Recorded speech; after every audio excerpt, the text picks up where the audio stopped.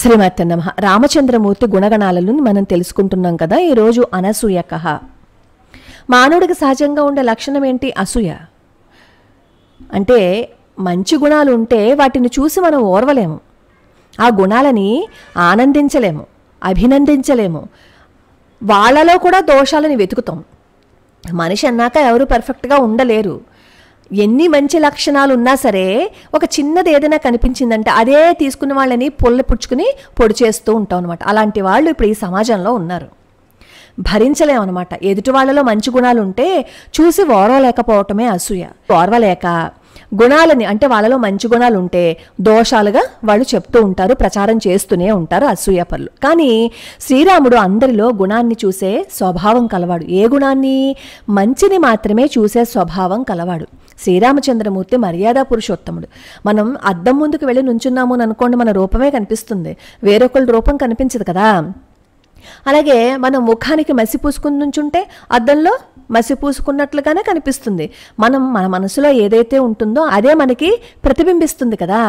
అలానే మనం ఎంత మంచి లక్షణాలతో ఉంటే మనం ఎదుటి వాళ్ళలో కూడా దాన్నే చూడగలుగుతాం. అరణ్యానికి రామచంద్రమూర్తి వెళ్ళిపోయినప్పుడు భరతుడు ఏం చేస్తాడంటే సైన్యంతో మంత్రులతోటి చిత్రకూటం దగ్గరికి వస్తుంటే లక్ష్మణస్వామి చూస్తారు. చూసి భరతుడేమో యుద్ధం కోసం వస్తున్నాడు, ఇక్కడ కూడా మనల్ని ఉండనిచ్చేటట్లు లేదని చెప్పి చెట్టుని గబగబా దిగిపోయి రామచంద్రమూర్తి దగ్గరికి వెళ్ళి చెప్తారు, అదిగో భరతుడు వస్తున్నాడు, నాకు తెలిసి యుద్ధానికే వస్తున్నాడని చెప్పి నిందిస్తూ నేను యుద్ధానికి వెళ్తాను అంటారు లక్ష్మణస్వామి. అప్పుడు రామచంద్రమూర్తి చెప్తారు, లేదు లక్ష్మణ, భరతుడికి ప్రేమ ఉంది, అవసరమైతే నాకే కాదు నువ్వు రాజ్యం ఇమ్మన్నా సరే ఇచ్చేస్తారు భరతుడు, కాబట్టి నువ్వు భరతుడిని అపార్థం చేసుకోకు అని భరతుడి స్వభావాన్ని ప్రశంసిస్తాడు రామచంద్రమూర్తి. అలాగే కైకేయిని గురించి మాట్లాడినప్పుడు కూడా లక్ష్మణస్వామి కైకేయి గురించి మాట్లాడినప్పుడు కూడా రామచంద్రుడు అదే చెప్తాడు, నువ్వు ఎవరిని నిందించద్దు, ఎవరిని మనం దుర్భాషలాడద్దు అని చెప్తారు.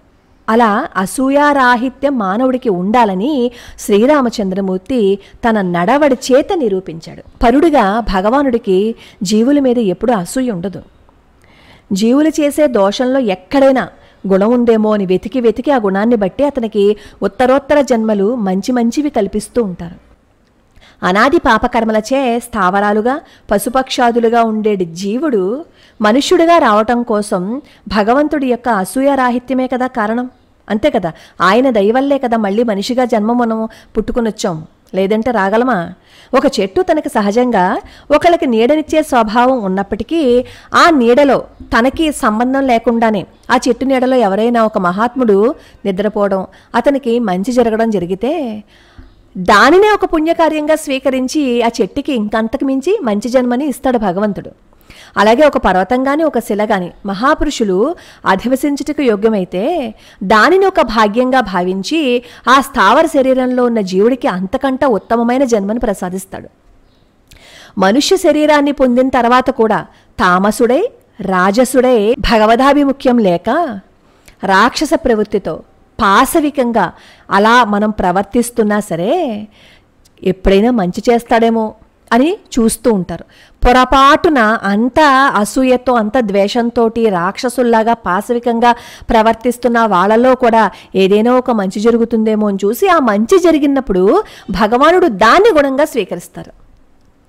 దేవాలయానికి పోవటం అలవాటు లేనప్పుడు అనుకోకుండా దేవాలయానికి వెళ్ళాడు అనుకోండి ఒక హేతువాది, ఆ దేవాలయానికి వెళ్ళి ప్రదక్షిణలు చేశాడు అనుకోండి, అతనికి పుణ్యం చేసిన కథ అతని అకౌంట్లో పడిపోతుంది.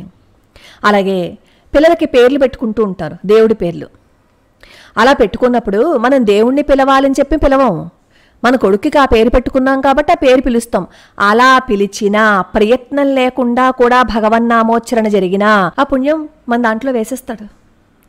అలాగే మనం ఎవరికైనా సహాయం చేశాము అని అనుకోండి, మన ప్రమేయం లేదు, అనుకోకుండా సహాయం జరిగింది అంటే ఒక మహాపురుషుడికి ఆ ఉపకారం జరిగినప్పుడు దానిని కూడా పరిగణనలోకి తీసుకుని ఉత్తమోత్తమైన స్థితిని కల్పిస్తాడు. ఇలాంటి వాడే భగవంతుడు. మంచిగా ఉన్నా దానిని దోషంగా తలిచేవాడు భగవంతుడు కాదు. అలాంటి స్వభావాన్ని మానవుడు అలవరుచుకోవాలని మానవత్వం నిలుపుటకు మానవుడిగా జన్మించి తన ఆచరణ చేత లోకాలని దిద్దుబాటు చేయుటకు భగవంతుడే నరుడుగా ఈ కాలంలో ఈ లోకంలో ఉన్నాడని వాల్మీకి మహర్షి అడిగిన ప్రశ్నకి నారదుడు సమాధానంగా శ్రీరామాయణాన్ని చెప్పారనమాట. మానవత్వాన్ని నిలుపుకోవటం కోసం అట్టి స్వభావాన్ని మానవుడు అలవరుచుకోవాలని, మానవత్వాన్ని నిలుపుటకు మానవుడిగా జన్మించి తన ఆచరణ చేత లోకాన్ని దిద్దుబాటు చేయుటకు భగవానుడే నరుడుగా ఈ కాలంలో ఈ లోకంలో ఉన్నాడు అని వాల్మీకి మహర్షి అడిగిన ప్రశ్నకి నారద మహర్షి సమాధానంగా చెప్పారనమాట.